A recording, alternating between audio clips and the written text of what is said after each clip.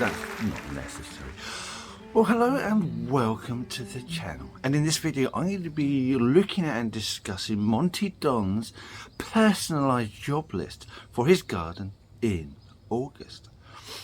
But before I start, I would like to say an extra special welcome and hello to our American audience. Oh, say can you see? Because they are now equal to our wonderful British audience. So thank you very much. So half the audience is English, half the audience is American. Now, I'm aware America is a very big country. Those southern states have quite a different climate to what we experience here, although there will be some crossover from some of the plants because we do like to do a little bit of Mediterranean gardening here. But Florida, I love Florida. I don't think I can grow anything you have.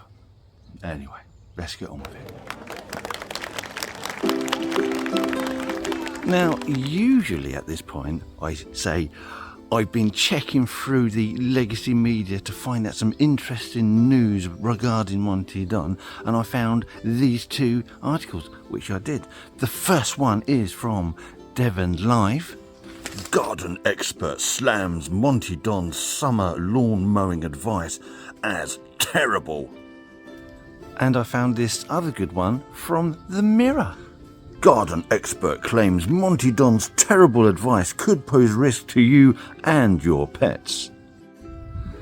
Now, there is a problem with both of these articles, insofar as both of those horticultural experts turned out to be me.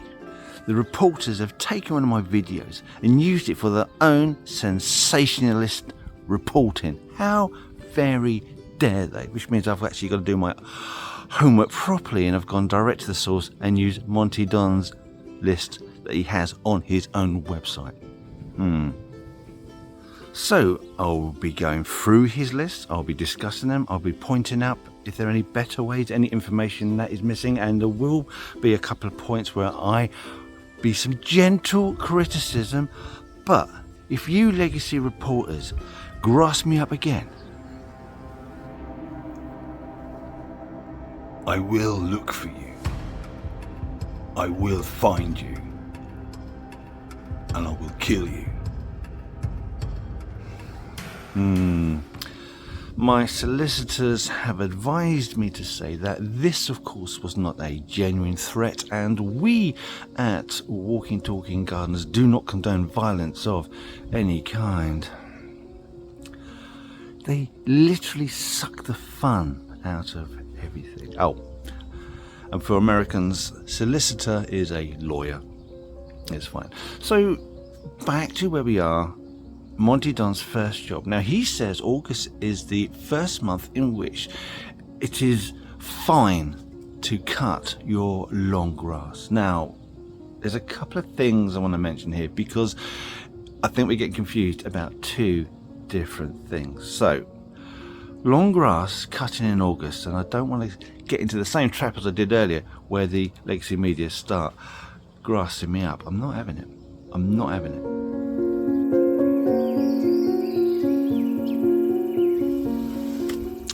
So for environmental reasons, Monty lets his grass grow, go to seed, and do what he wants to do as a benefit to the environment. Doesn't benefit the environment.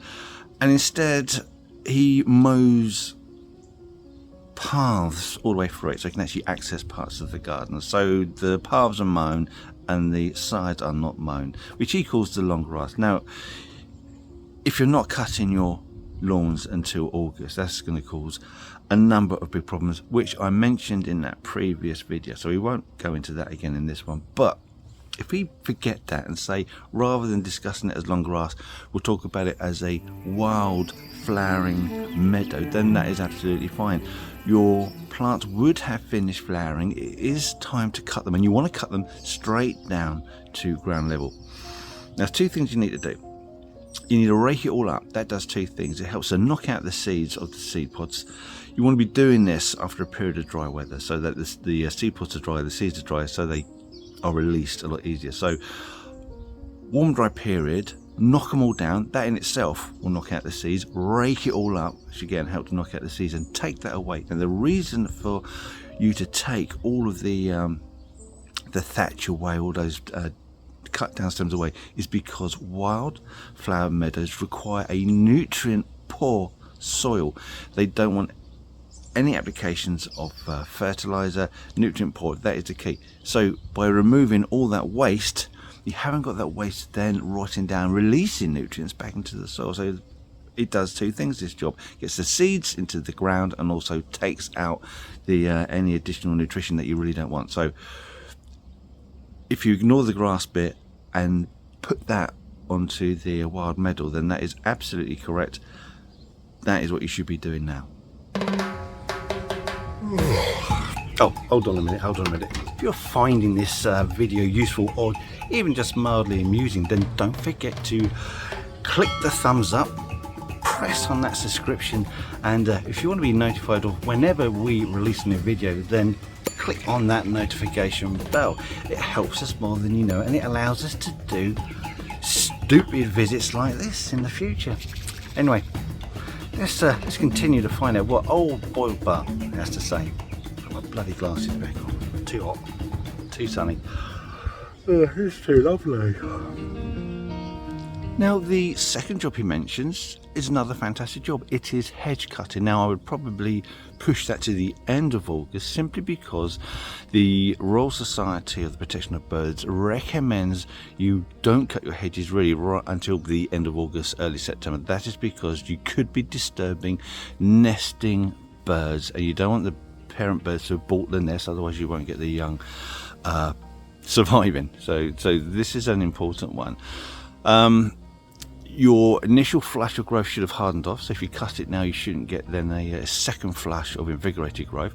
And when you are cutting your hedges, if you cut to angles, swap hands, then you can get both sides should get light or more light, and that reduces the incidence of brown patches at the base where the plant just isn't growing any leaves because it can't get the light, and also holes in the base as well. So to try and keep it a thick hedge from top to bottom, put these angle cuts in. That should do the trick. If you've got straight edges like this, then usually the bases start to rise up, and that's probably not what you want. So hedge cutting, August, spot on, Monty. You can clap now. Credit where it's due. For job number 3, Monty Don wants you to keep an eye on the deadheading, particular plants such as your dahlias, but also that would include things like your canna lilies, fuchsias, geraniums, petunias, all of which, if you keep removing those seed pods, will encourage it to produce more blooms. That increases the length of your flowering display well into the autumn. But of course, plants that are not triggered into producing more blooms can also be deadheaded, because it stops them from expending energy into producing the seed pods and the seeds, and gives you a stronger plant for the following year. Always don't forget, don't leave those stalks sticking up, because that looks awful. So I've told you, stop doing that. And the second part of that is to change your feeding regime. If you've been hammering it with the old Miracle Grow, which is a high nitrogen food, it's going to encourage loads and loads of foliage growth at the expense of flowers. So if you chop that one out and put in a high potash food such as a tomorite, just because it says tomato on the pack doesn't mean you can't use it for other plants. That will encourage more blooms too. So there you go, 2 great pieces of advice for job number 3. Job number 4 is watering, and being August, one of the hottest months of the year, watering is paramount. If you don't water enough, you can easily lose some of your plants. Be particularly aware of container grown plants, and especially hanging basket plants. Hanging basket plants on a hot day with a mild wind, they could be watered up to twice a day. But more importantly, he wants you to think about what is going to happen when you go on holiday, because unless you've got somebody to come in who knows exactly what they're doing, then again you could lose more plants. So I would suggest, if you have the money, put your expensive plants on irrigation, and that way it's guaranteed they'll be watered. Move plants from hot, dry positions to cooler, shady positions. Make sure everything is thoroughly watered before you go, and if need be, you could set up an arrangement of containers or buckets with a small amount of water in, put the pots in there. But There's a lot you can do, just be aware of it, but if you do nothing, you could lose it all. I have a very gentle criticism for job number 5. Job number 5 is for you to lift, in August mind, lift your herbaceous plants which are still in flower, if these are plants you want to move to somewhere else in the garden. The thinking behind it is that if you lift them when they're in flower, you can move them where you want to put them, see they're in flower, see how it looks compared to the plants, and then decide, that's the right place for that plant, and then plant it there. Lifting at the hottest time of the year, you're going to damage all the root system. If you're damaging the root system, then that plant can then not take up moisture from the soil in order to regulate its temperature. It will dry out, the plant will die. Now you can mitigate that by removing basically all of the foliage. So we've got, it's just a root ball, and then you could say yes, you could do that, but really you can't just use your imagination to think that plant there, image in my head, look at it over there and do it that way. It's quite destructive to start lifting plants in the summer and moving them. It really isn't recommended at all, even more so for evergreen plants. The part of the root that takes in the moisture is a single cell. So the moment you start putting your fork in, whatever, you're going to be snapping all those off, and it's got to reproduce all those single cells in order to take in moisture again. So I really don't recommend this. I think this is a terrible, it's a gentle criticism to say, consider this approach. Use your imagination, think about where it's going to go, take a note of it, then come the autumn, once it's died back and the plant is dormant, lift it then, which is the perfect time to move plants around the garden. Not July, not never, don't, no. Damn you, researching peasants. Monty's 6th job is another watering one, which is absolutely fine because watering is so important, and that is to remember to water these plants. That is your camellias, your rhododendrons and your azaleas. Now, if you're a modern horticulturist, then you would already know that azaleas have been reclassified into the rhododendron genus, so we can't really call them that anymore, but everybody's going to do so, and so am I.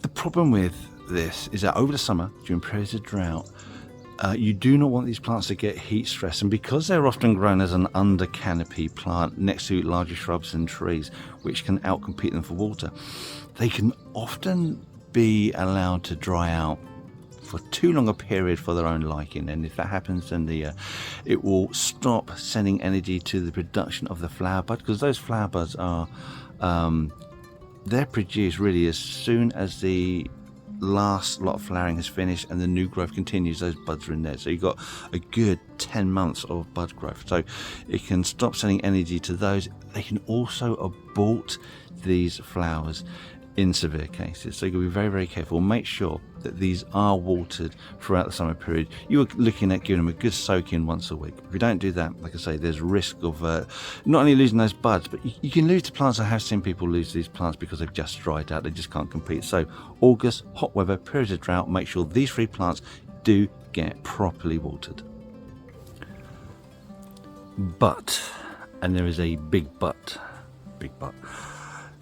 there's one really, really obvious plant that should also have been included in with those other 3 ericaceous plants, and that is your hydrangeas. I mean, they are grown in very similar conditions, very similar situations, under the protection of a canopy from direct sunlight, and these are also really, really prone to drying out, especially when competing with the roots of a larger established tree. They're terrible, and while you won't see really the damage that's occurring on these ericaceous plants, is really, really obvious on these hydrangeas. The leaves will droop, they'll start to dry up and crisp, that won't recover. If you water it, it reinflates and it's just all brown and crappy. The blooms, they will also sort of collapse, and you water it, they'll go up, and then you find there's like a brown damage on it where you've had necrosis of the cells. It's particularly noticeable on white flowering hydrangeas. I mean, seriously, if you're going to include those 3 and not include hydrangeas, that is willful neglect. It's just a gentle gentle, soft criticism. There's no aggression. There's no conflict. So there you go. Those are the pertinent gardening jobs that Monty Don has recommended for you to do in August. Now, on his website, he does add a few more bits about vegetable crops, salad crops. I'm not particularly interested in doing those. Other sites do them far better. There is one other job that I would recommend now we're into August, and that is to think about pruning back your lavender, which you would do pretty much once they start to finish their flowering. So that's a job that can be done anywhere between August and September. It will depend on which species of lavender you have, whereabouts in the country you are, and obviously which country you are in. Now, I won't say any more about that, but I'm going to be doing a bit more in-depth video with regards to cutting lavender later on. Anyway, if you've got any other great jobs that you think are time sensitive and should be done in August, then let us know by putting that in the comments. We would love to hear from you. Don't forget to support this channel simply by clicking the like button. It's just back down there. Just click it. Just click. That's all you got to do. It really supports this channel, and we love it. We absolutely love it, because YouTube goes, someone likes it, somebody likes that video, ooh, maybe someone else will too, and that helps support us. It's a brilliant way to look after this channel. Anyway, thanks for watching, and we'll see you in the next video. Goodbye. Right, now, just before you go, if you want to see more content, more behind the scenes stuff, and images that I've taken of some weird freaky plants over the years, then you're in luck, because we've created an Instagram page. So you can find the link in our description. You can find the link on our main page, and if I'm clever enough, I might be able to get a link somewhere up there. Anyway, thank you for watching, and if you want to see more YouTube stuff, then check out this video here. That's quite a good one. And if it doesn't float your boat, then another one right there. And enjoy these while still got the strength, imagination and aptitude to make them. Thank you for watching. Goodbye.